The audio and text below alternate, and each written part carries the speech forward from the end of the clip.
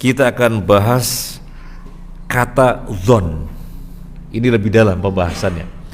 Kita akan membahas kata dhon. Karena kalau tidak dibahas bisa saja kita salah. Barusan kita bahas dhon, artinya apa dhon? Barusan kita bahas iyattabi'una illa dhanna, dan tidaklah mereka mengikuti kecuali dhon, menyangka-nyangka, menduga-duga. Tetapi dalam kenyataannya di dalam Al-Quran tidak semua dhon artinya itu, maka perlu dibahas. Kalau di dalam ilmu usul ini teman-teman mahasiswa lagi belajar materi liburan, jadi kalau materi liburan pelajarannya pelajaran liburan Al-Mabadi Al-Awaliyah sudah dikaji pada pertemuan yang pertama, bahwasanya tingkatan pengetahuan itu bertingkat-tingkat. Yang paling tinggi namanya ilmu, pengetahuan 100%, itu namanya ilmu. Ini apa? Bendera, berarti kita berilmu. Berarti yang ada pada kita ilmu, ini bendera. Berarti yang ada pada kita ilmu. Kalau misalnya tidak tahu, itu namanya jahlun. Itu namanya jahlun. Siapa presiden Suriname? Enggak tahu, oh namanya jahlun. Namanya jahlun. Kemudian dhon itu pengetahuan yang mendekati 100%. Pengetahuan yang mendekati 100% itu dhon. Jadi 60% ke atas itu dhon. Itu dhon. Kayaknya yang datang itu ini, dan taunya untuk dikatakan 100% kan enggak, wong belum jelas kok. Kalau kelihatan orangnya, oh Ahmad, yang datang Ahmad itu namanya ilmu, tahu persis. Tapi kalau misalnya tidak tahu persis, tapi taunya ini mendekati 100%, di atas 50 sampai 60, 70, 80, 90, itu namanya dhon. Itu namanya dhon. Kalau pengetahuannya itu 50-50, antara iya dan tidak 50-50, itu namanya syak. Namanya syak. Nah, kalau pengetahuannya 50 ke bawah, 50, 40, 30, 20, 10%, itu yang datang siapa? Siapa ya? Kayaknya ini, tetapi keyakinannya itu di bawah 50%, 50, 40, 30, 20, 10, itu namanya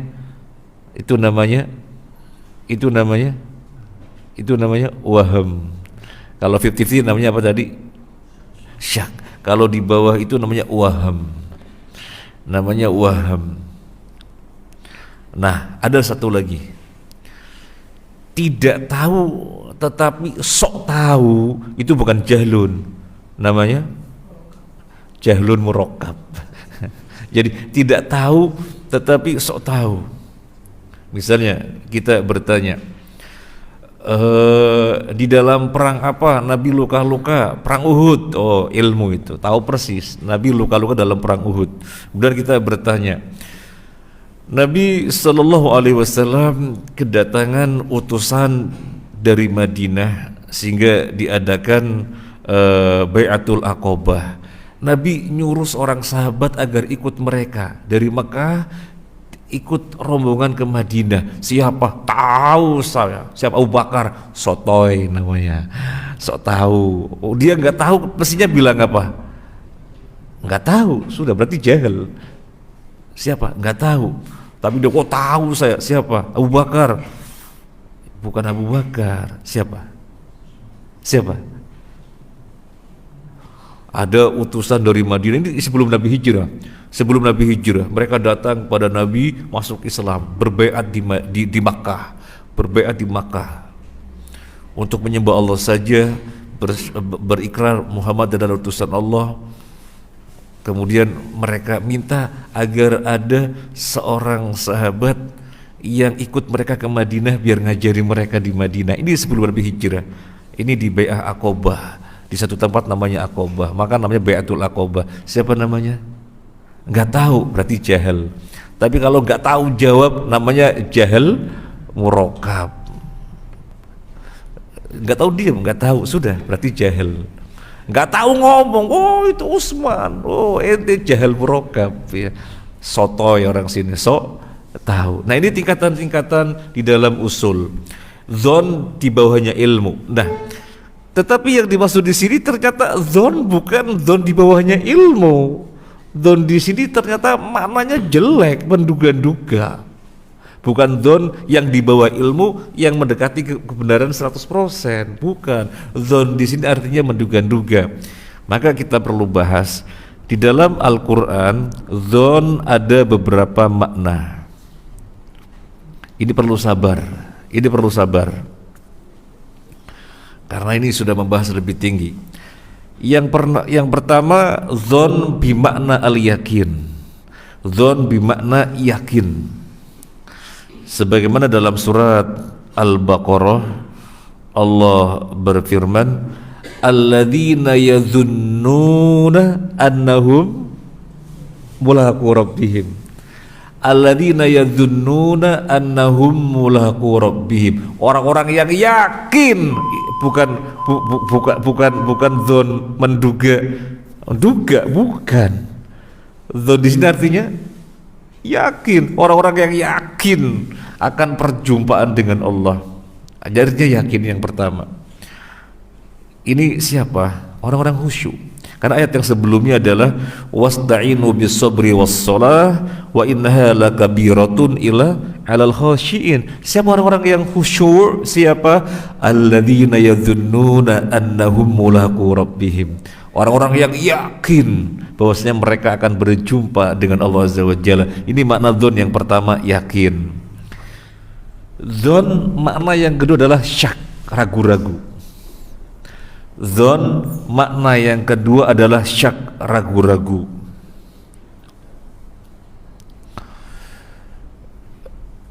Disebutkan di dalam Al-Baqarah ayat 78, wa inhum illa yadhunnun. Dan tidaklah mereka kecuali meragukannya. Dan tidaklah mereka kecuali meragukannya. Kita singkat-singkat nih. Kalau mau kita bahas nanti lebih jelas lagi bahwasanya yang dimaksud dzon di sini artinya ragu-ragu.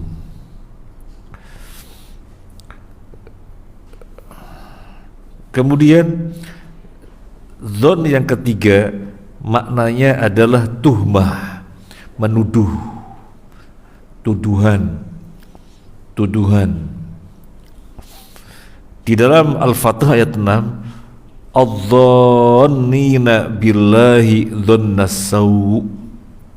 Mereka yang menuduh Allah dengan tuduhan yang buruk. Jadi dhon di sini artinya tuduhan. Mereka menuduh Allah dengan tuduhan yang buruk. Kemudian dalam surat At-Takwir ayat 24, wa ma huwa 'alal ghaibi bidhanin.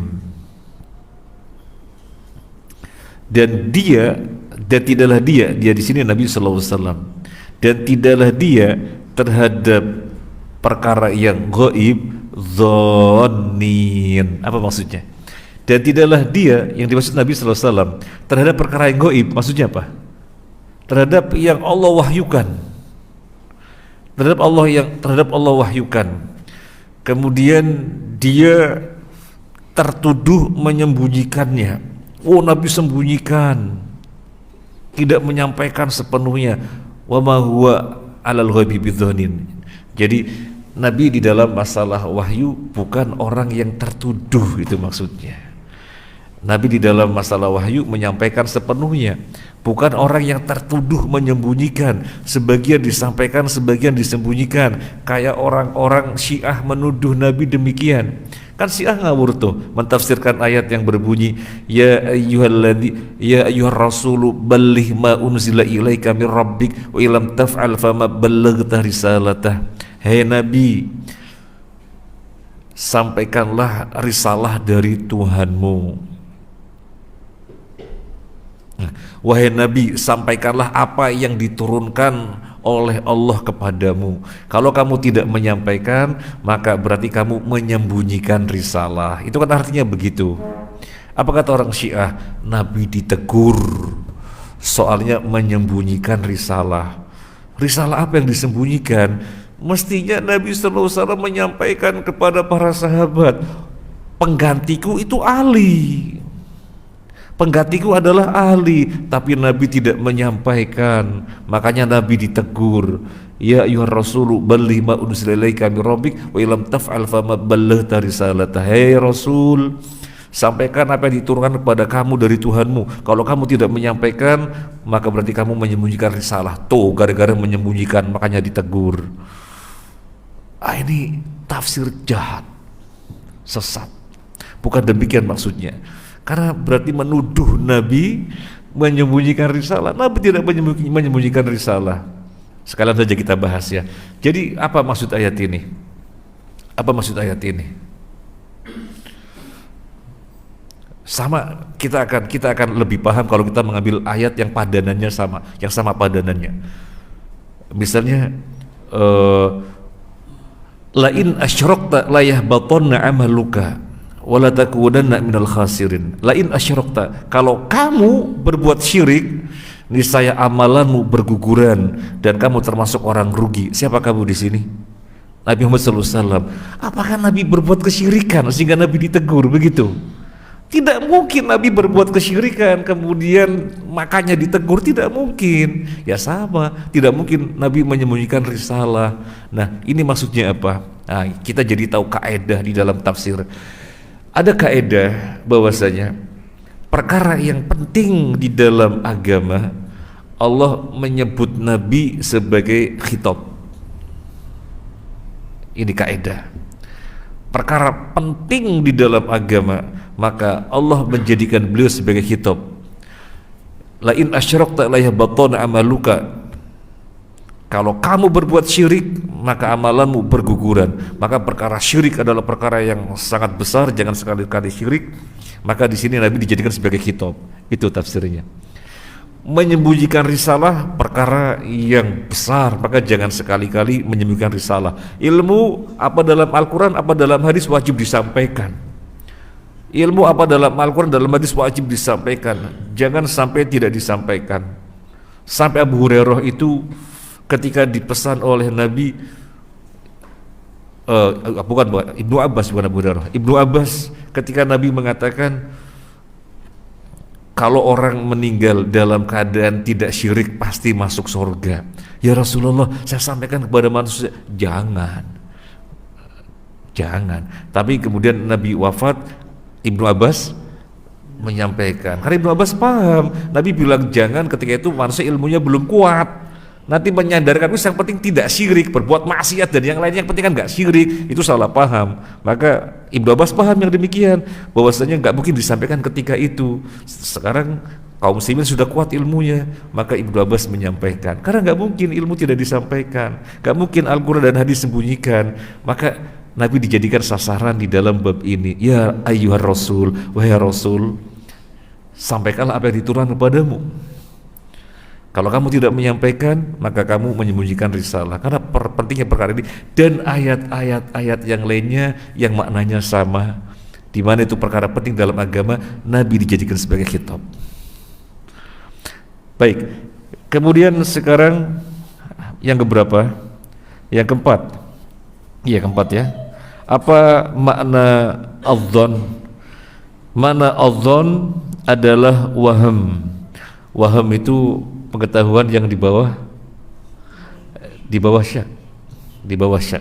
Jadi 40, 60, 30, 70 itu persentasenya.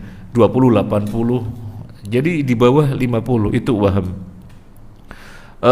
Di dalam Al-Quran disebutkan inna dhunnu illa dhanna, dan tidaklah kami mengetahui kecuali perkiraan-perkiraan saja.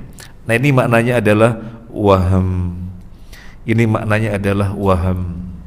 Kemudian yang kelima, dzon artinya hisban, menghitung-hitung, mengkalkulasi, bahasa kita barangkali ya, menghitung-hitung. Di dalam surat Al-Jin ayat 5, wa anna dhonanna allana taqulal insu wal jinnu 'alallahi kadziba. Ini jin mengatakan, saya mengira tidak mungkin ada manusia dan jin yang berbicara tentang Allah secara dusta, karena jin-jin ini melihat dedengkotnya kok pada dusta. Jin-jin ini melihat dedengkotnya pada dusta tentang Allah. Demikian juga melihat manusia sesepuh-sesepuhnya, tokoh-tokohnya pada dusta. Loh, kami loh sebelumnya tidak ngira, kok bisa ya berdusta atas nama Allah. Kemudian setelah jadi tahu, oh memang ada dedengkot jin yang dusta atas nama Allah, dedengkot manusia yang dusta atas nama Allah. Jadi dzon ini artinya ngitung-ngitung. Oh ternyata ada. Ini namanya dzon. Maknanya hisban, menghitung-hitung. Oh ternyata ada.